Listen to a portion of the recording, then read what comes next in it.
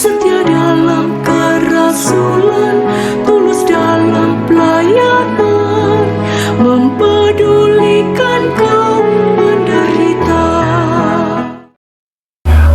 Para sahabat Monsinyur Gabriel Manek dimanapun berada, hari ini Minggu tanggal 21 September 2025 kita memasuki hari Minggu biasa yang ke-25. Renungan kali ini akan dibawakan oleh sahabat Ketua Umum SMGM Bapak Frans Lucky Choa. Selamat mengikuti.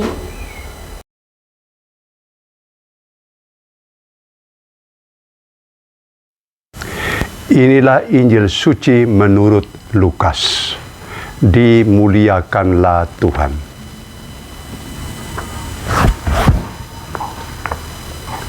Sekali peristiwa, Yesus berkata kepada murid-muridnya, "Siapa saja yang setia dalam hal-hal kecil, ia setia juga dalam hal-hal besar. Dan siapa saja yang tidak benar dalam hal-hal kecil, ia tidak benar juga dalam hal-hal besar. Jadi, jika kamu tidak setia dalam hal mamon yang tidak jujur, siapakah yang akan mempercayakan kepadamu harta yang sesungguhnya? Jika kamu tidak setia mengenai harta orang lain, siapakah yang akan memberikan hartamu sendiri kepadamu? Seorang hamba tidak dapat mengabdi kepada dua tuan, karena jika demikian, ia akan membenci yang seorang dan mengasihi yang lain, atau ia akan setia kepada yang seorang dan tidak mengindahkan yang lain. Kamu tidak dapat mengabdi kepada Allah dan kepada Mammon." Demikianlah sabda Tuhan. Terpujilah Kristus.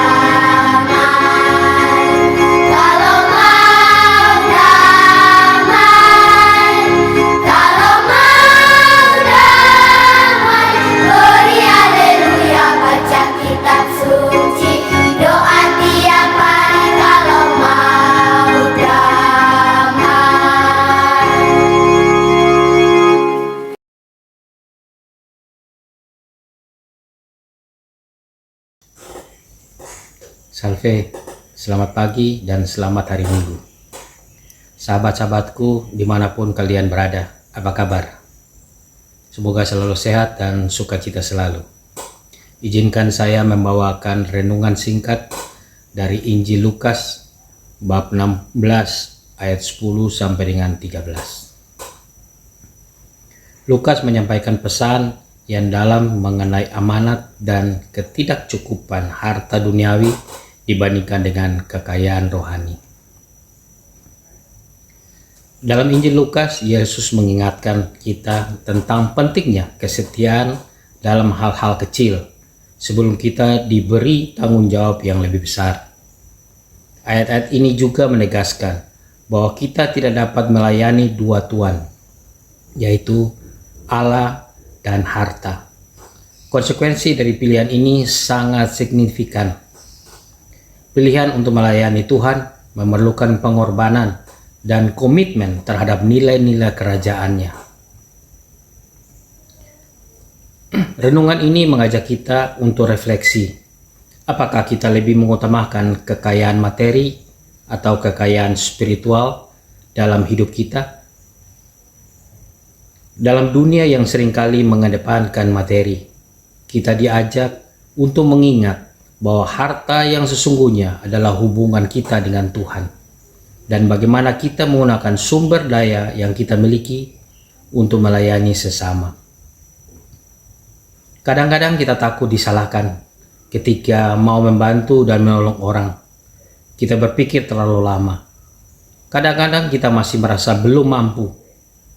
Kadang-kadang kita merasa tidak punya waktu, masih sibuk dengan banyak pekerjaan. Kadang-kadang kita merasa biar orang lain saja, saya belum siap, belum mampu. Sahabat, kita punya pemikiran demikian, maka jangan-jangan hidup spiritual kita belum matang. Jangan-jangan kita gagal melihat wajah Allah hadir dalam hidup sesama yang menderita, yang lemah, sakit, kecil, dan terpinggirkan. Di sebuah desa kecil, hiduplah seorang petani bernama Agustinus. Agustinus dikenal sebagai petani yang ulet, tapi dia juga memiliki sifat tamak. Dia selalu berusaha mencari cara untuk mendapatkan lebih banyak uang, bahkan jika itu mengharuskan dirinya melupakan orang-orang di sekitarnya. Suatu hari, dia menemukan sebuah ladang baru yang sangat subur. Dia bertekad untuk mengolah ladang itu untuk menjadi sumber kekayaan yang melimpah. Namun, saat dia mulai mengerjakan ladang tersebut, dia mulai mengabaikan tetangganya yang membutuhkan bantuan. Sementara itu, sahabatnya Franz, seorang petani yang lebih sederhana, terus membantu orang-orang di desa. Punya waktu untuk mengunjungi mereka yang sedang sakit. Seiring waktu, kekayaan Agustinus bertambah, tetapi hatinya semakin penuh dengan kekhawatiran dan ketidakpuasan. Dia merasa lebih kesepian, dan pada akhirnya dia mulai meragukan makna hidupnya.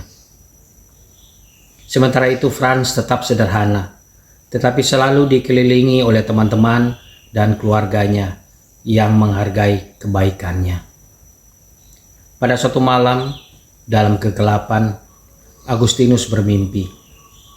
Dia melihat dua jalan, satu jalan yang mengarah ke harta yang melimpah tetapi sepi, dan satu lagi yang sederhana, di mana cahaya cerah dan tawa menggema. Agustinus terbangun, bergetar dalam ketakutan. Dia menyadari bahwa meskipun dia memiliki segalanya, dia telah kehilangan sesuatu yang jauh lebih berharga: hubungan dengan sesama dan damai sejahtera dalam hatinya. Sejak saat itu, Agustinus memutuskan untuk berubah. Dia mulai menggunakan hasil ladangnya untuk membantu tetangga-tetangganya dan punya banyak waktu untuk mengunjungi tetangga yang lagi sakit. Meskipun kekayaannya tidak sebesar dulu, dia menemukan kebahagiaan sejati dalam melayani. Dia tidak pernah merasa sendiri lagi.